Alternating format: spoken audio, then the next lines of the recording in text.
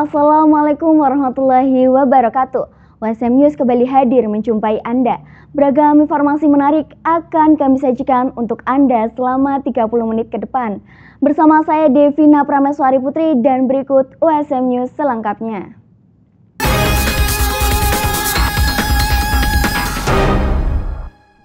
Universitas Semarang mengambil peran dalam berbagai kegiatan sosial. Salah satunya penerjunan relawan dalam banjir yang melanda Desa Baturagung beberapa waktu lalu.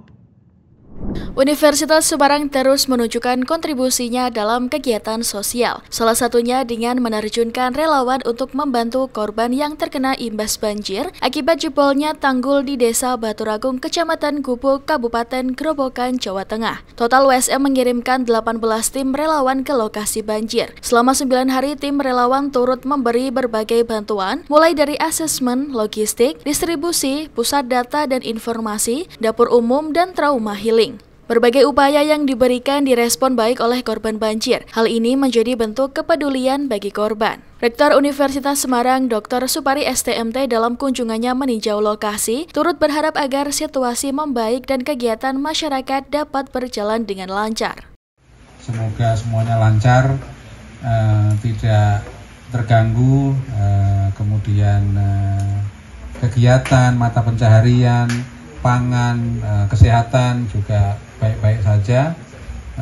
Kemudian mengenai para relawan, semoga apa yang sudah dilakukan oleh teman-teman ini tercatat sebagai amal baik dan ini akan menjadi pengalaman yang sangat berharga dan barangkali imbalannya tidak akan disangka-sangka barangkali. Semoga yang terbaik untuk Anda semuanya.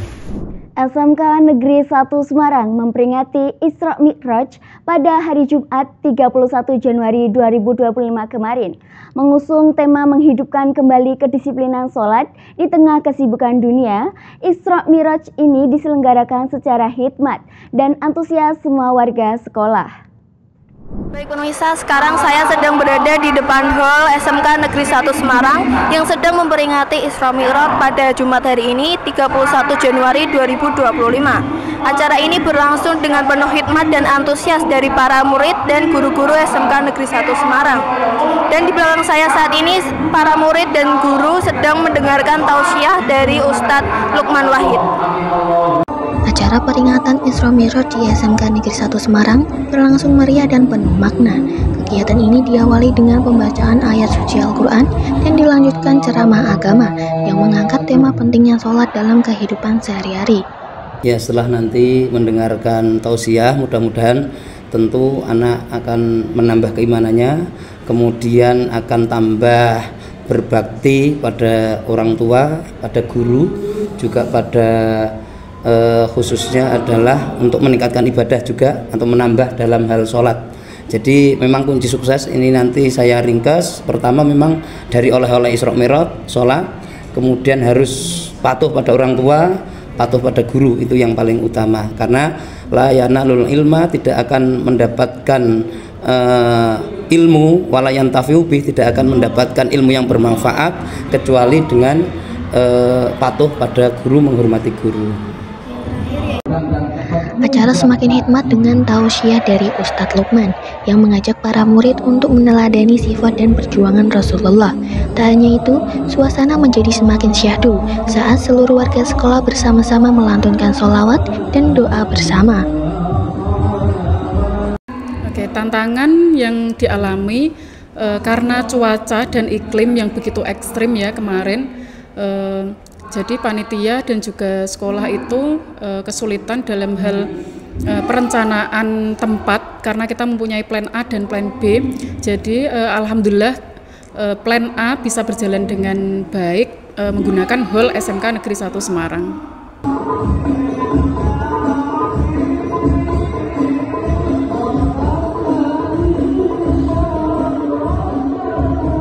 Baik pemirsa, tadi adalah rangkaian kegiatan Isra Mi'raj di SMK Negeri 1 Semarang dan diharapkan semua murid dapat mengamalkan ajaran Islam di kehidupan sehari-hari.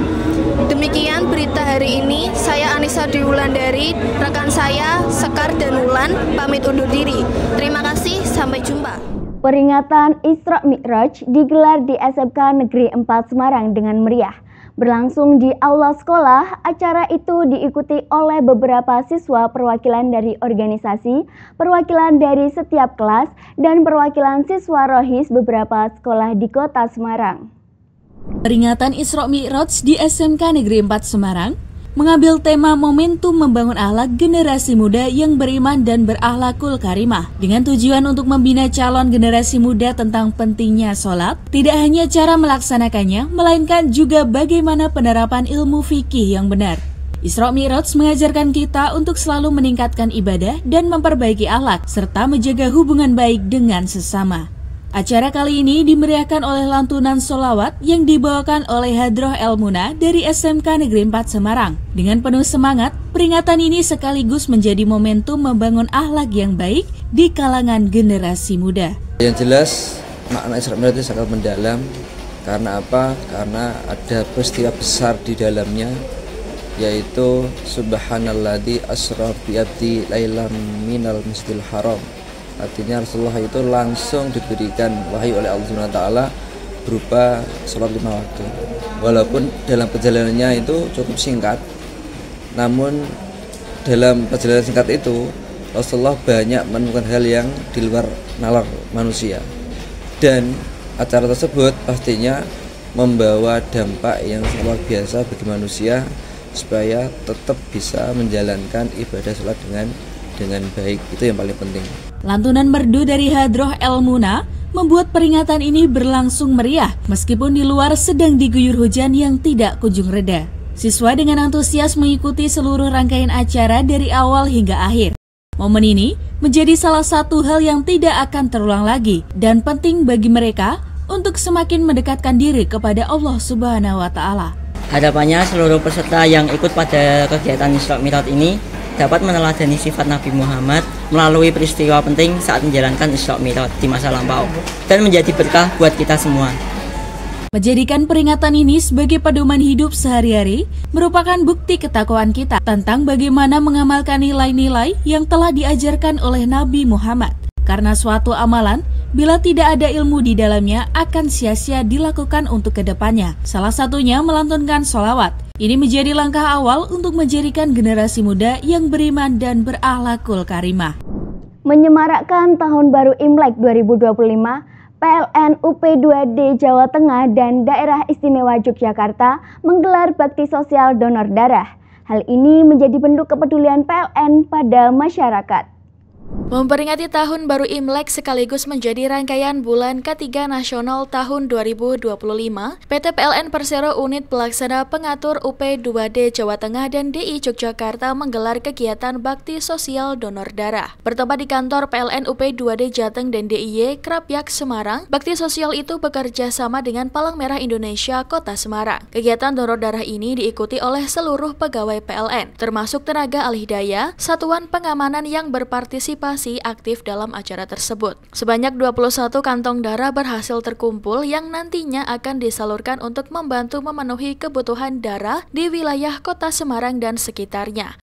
Dalam kegiatan tersebut, manajer PLN UP2D Jateng dan DIY Munawir Hakim turut hadir dan ikut berpartisipasi mendonorkan darahnya. Munawir menyampaikan bahwa kegiatan ini merupakan bentuk kepedulian sosial PLN kepada masyarakat serta bagian dari upaya untuk terus mengedepankan prinsip K3L di setiap lini kegiatan perusahaan. Kegiatan donor darah ini juga menjadi salah satu rangkaian kegiatan dalam memperingati Bulan K3 Nasional yang bertujuan untuk mempromosikan pentingnya keselamatan dan kesehatan kerja baik untuk pegawai perusahaan maupun masyarakat umum. Kegiatan ini diharapkan dapat terus menjadi inspirasi bagi perusahaan dan individu lain untuk lebih peduli terhadap sesama. Melalui kegiatan ini, PT PLN Persero UP2D Jateng dan DIY menunjukkan komitmennya dalam mendukung berbagai kegiatan sosial yang bermanfaat, serta memberikan perhatian terhadap kesehatan masyarakat dan keselamatan kerja. Kelangkaan tabung gas LPG 3 kg membuat kalangan pedagang kecil kebingungan mencari tabung gas 3 kg. Mereka yang biasanya membeli gas 2 hingga 3 tabung gas Kini mereka hanya bisa membawa 1 tabung gas LPG. Hal itu disebabkan pihak pangkalan sudah tidak menjual ke pengecer mulai hari Senin ini. Liquefied Petroleum Gas LPG atau LPG subsidi tabung 3 kg tidak lagi dijual di tingkat pengecer mulai Senin ini. Masyarakat hanya bisa membeli LPG 3 kg itu pun melalui pangkalan resmi Pertamina dengan harga eceran tertinggi yang sudah ditetapkan. Siti Mariam, salah satu pengecer gas LPG, mengaku kecewa atas keputusan yang dibuat pemerintah. Pasalnya, perekonomian keluarganya bertumpu pada penjualan gas LPG 3 kg. Pak, orang kecil kok nggak boleh jualan gas, terus yang boleh Kak pangkalan toh. Lah saya ambilnya kan dari pangkalan. Sekarang kok nggak boleh, gimana ya? Aku padahal sudah punya langganan warung. Saben hari tiap warung 1, 2. Kadang-kadang kalau warungnya ada pesanan ya sampai 4. Sekarang kok nggak boleh? Saya suruh kerja apa sih? Bujo saya ini cuma sopir, udah tua sisan. Kalau nggak punya dapat gas seperti ini gimana, Bu? Kalau nggak dapat gas ya bingung toh. Suruh kerja apa? Udah tua. Kerjanya dari dulu ya nyopir sama ini nyambi di rumah, goreng peyek, jualan apa itu di rumah. Sama kalau ada dapat gas sandok lumayan ya bisa jualan, kalau enggak ya disemayani. Tapi kasihan yang warung itu sudah langganan sama saya. Masyarakat sempat digegerkan dengan larangan yang menyebut pengecer dilarang menjual LPG 3 kg. Hal ini diambil untuk memastikan ketersediaan gas melon bagi masyarakat. Terbatasnya suplai gas LPG juga dikeluhkan masyarakat karena tak semua kebagian. Ya, minta lancar lagi ya. Jadi wong sing ngajar-ngajar durang mana? Itu Pak ya. Nah, sing ngajar kanan kiri saya kasih, tapi yang luar itu kan tidak bisa. Itu sakit ngajar. Pemerintah juga berharap penjualan gas tersebut sesuai dengan batasan harga yang ditetapkan pemerintah. Akibat diterjang banjir, belasan perahu nelayan di Desa Tubanan, Kecamatan Kembang, Kabupaten Jepara, Jawa Tengah rusak dan hilang. Selain itu juga akibat gelombang tinggi, 1 kapal tongkang terdampar di pantai Kartini, Jepara.